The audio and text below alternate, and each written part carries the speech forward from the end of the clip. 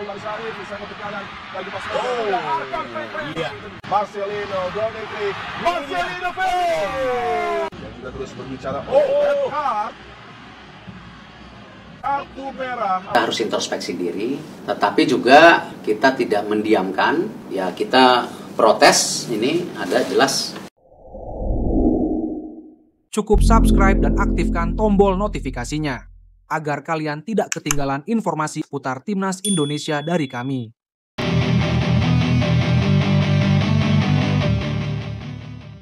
Skor akhir dan skor sementara Timnas Indonesia, dan keputusan mengejutkan Erick Thohir usai laga.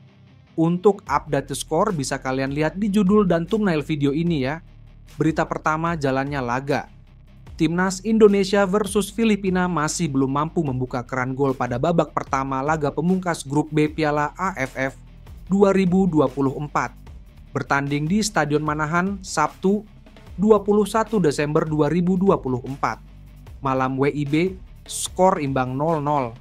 Sepanjang 20 menit pertama, Timnas Indonesia sulit mengembangkan permainan. Skuad Garuda lebih banyak tertekan.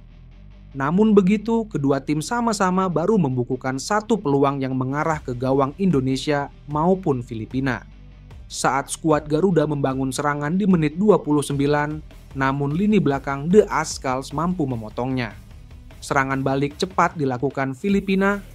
Beruntung, Cahya Supriyadi berada dalam posisi yang tepat untuk menghalau tendangan pemain Filipina.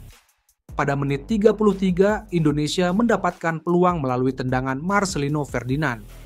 Namun masih mampu diamankan kiper Deito. 5 menit berselang, Marcelino kembali mengancam gawang Filipina. Namun tendangan datarnya masih diselamatkan tiang gawang. 5 menit sebelum laga babak pertama usai, Indonesia mendapat kerugian setelah Muhammad Ferrari diusir wasit usai menyikut pemain Filipina. Di sisa waktu pertandingan, dua tim saling jual beli serangan. Namun hingga interval pertama, skor imbang tanpa gol tak berubah. Berita kedua, Ketua Umum PSSI Erick Thohir memberikan apresiasi tinggi kepada Timnas Indonesia usai pertandingan melawan Filipina di fase grup Piala AFF 2024. Dalam laga tersebut, Timnas menunjukkan semangat dan tekad yang luar biasa, meskipun menghadapi tantangan berat. Permainan kalian tadi adalah cerminan dari perjuangan sejati membela merah putih. Saya bangga melihat bagaimana kalian tidak menyerah hingga menit akhir. Ini adalah semangat yang kita butuhkan untuk membawa sepak bola Indonesia ke tingkat yang lebih tinggi, ujar Erick Thohir. Meski memuji performa tim, Erick melontarkan kritik terhadap gaya permainan Timnas Indonesia. Dalam beberapa momen, ia mengamati bahwa beberapa pemain menunjukkan sikap egois di lapangan dan tidak ragu bertindak kasar terhadap lawan. Sepak bola adalah permainan tim. Kalau kita hanya memikirkan diri sendiri dan mengesampingkan kepentingan tim, maka jangan berharap bisa bersaing di level internasional, tegas Erick Thohir. Erick menekankan bahwa masalah ini harus segera diatasi dengan membangun mentalitas yang lebih profesional di kalangan pemain. Ia berencana untuk bekerja sama dengan tim pelatih guna memberikan pendidikan karakter kepada para pemain, baik di dalam maupun di luar lapangan. Sepak bola bukan hanya soal skill, tapi juga soal sikap dan mental. Kalau mau menjadi juara, kita harus mengedepankan kerjasama dan menghormati lawan, tambahnya. Erick juga mengungkapkan bahwa PSSI tidak akan segan memberikan evaluasi tegas kepada para pemain yang tidak mampu mengubah perilakunya.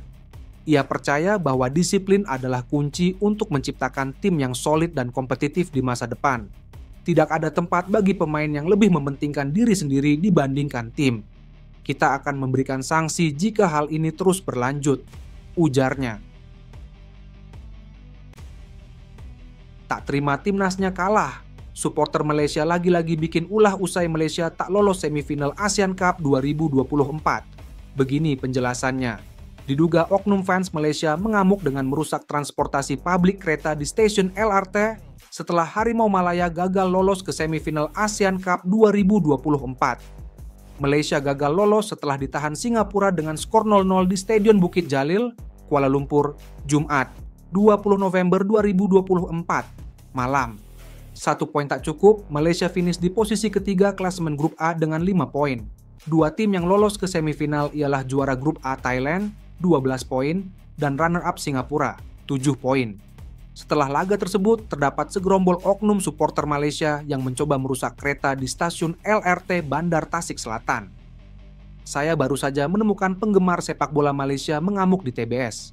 Kalian para penggemar aneh tenang, itu hanya sepak bola. Adatlah kalau tidak menang. Merusak transportasi publik membuatku marah bro, itu bukan properti bapak kamu, bikin malu Malaysia, tulis akun tersebut. Sementara itu, pihak Rapid KL pun memberikan klarifikasi terkait kericuhan yang terjadi dalam akun X customer support mereka @askrapidkl pada Sabtu, 21 Desember 2024, siang. Pihak Rapid KL menjelaskan bahwa polisi telah melerai kegaduhan oleh supporter sepak bola di stasiun LRT Bandar Tasik Selatan sekitar pukul 12.30 malam. Insiden kericuhan itu mengakibatkan kerusakan fasilitas di stasiun serta pintu dan jendela kereta di peron. Dilaporkan tidak ada korban luka dalam insiden. Selain itu, tim polisi telah mengeluarkan rombongan supporter yang terlibat dari stasiun LRT Bandar Tasik Selatan untuk menghindari situasi yang lebih berbahaya. Di sisi lain, pelatih timnas Malaysia Pau Marty buka suara setelah anak asuhnya gagal melangkah ke babak semifinal. Piala AFF 2024 usai ditahan imbang Singapura pada matchday terakhir grup B. Bertanding di Stadion Bukit Jalil, tim tuan rumah Malaysia yang wajib raih kemenangan untuk lolos tampil agresif sejak menit awal. Akan tetapi, buruknya penyelesaian akhir dan rapatnya pertahanan rapat tim lawan membuat Malaysia kesulitan mencetak gol. Pasca laga, Pau Marty merasa sedih anak asuhnya tidak bisa raih kemenangan lantaran Malaysia telah bekerja keras di lapangan untuk memburu 3 poin. Sangat menyedihkan mengakhiri kampanye seperti ini. Tim Harimau Malaya layak mendapatkan lebih kemenangan malam ini, ucap Pau Marty. Lebih lanjut, Pau Marty menyebut jika Malaysia tidak bisa berbuat banyak untuk menembus pertahanan rapat Malaysia hingga akhirnya harus puas dengan hasil imbang. Saya pikir dalam pertandingan tersebut, kami tidak bisa berbuat lebih banyak untuk mendapatkan kemenangan, tambah mantan pelatih Barcelona B tersebut. Sementara itu, dengan tersingkirnya Malaysia di Piala AFF 2024, maka berakhir pula era kepelatihan Pau Marty di skuad Harimau Malaya. Timnas auto diuntungkan. Pelatih Persib tiba-tiba lakukan hal ini soal pemainnya yang akan main di Piala AFF 2024. Timnas Indonesia akan berhadapan dengan Filipina dalam laga lanjutan grup B Piala AFF. Duel kedua tim digelar di Stadion Manahan, Solo, Sabtu 21 Desember 2024. Laga kedua tim diprediksi bakal berlangsung sengit dan menarik. Sebab, Timnas Indonesia dan Filipina sama-sama mengusung misi 3 poin demi membuka jalan lolos ke fase semifinal. Saat ini, Timnas Indonesia berada di peringkat kedua klasemen sementara grup B Piala AFF dengan raihan 4 poin dari 3 laga. Sedangkan Filipina di urutan keempat dengan 3 angka.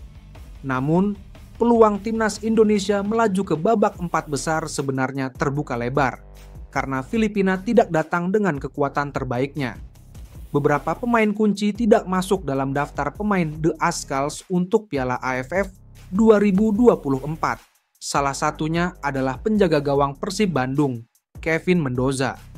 Kiper berusia 30 tahun ini tetap memperkuat Persib Bandung saat menjamu Persita Tangerang pada Minggu 22 Desember 2024. Pada gelaran Piala AFF 2024, posisi penjaga gawang timnas Filipina lebih dipercayakan kepada Patrick Deito. Kiper kaya FC ini menjadi pilihan utama saat timnas Filipina menghadapi Myanmar, Laos, dan Vietnam. Pelatih Persib, Bojan Hodak, mengungkapkan alasan tidak melepas Kevin Mendoza ke skuad Filipina karena Piala AFF tidak masuk dalam kalender FIFA. Sehingga, klub tidak punya kewajiban melepas pemainnya ke timnas.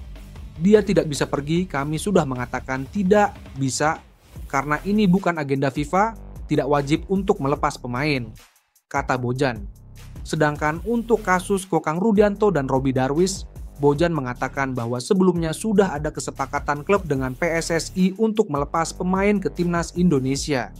Karena semua klub di Indonesia sudah menandatangani kesepakatan dengan PSSI, jadi untuk itu kami harus melepasnya, Kakang dan Robby.